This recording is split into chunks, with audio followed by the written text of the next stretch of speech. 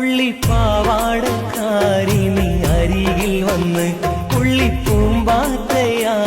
നീ പറന്നു വന്ന്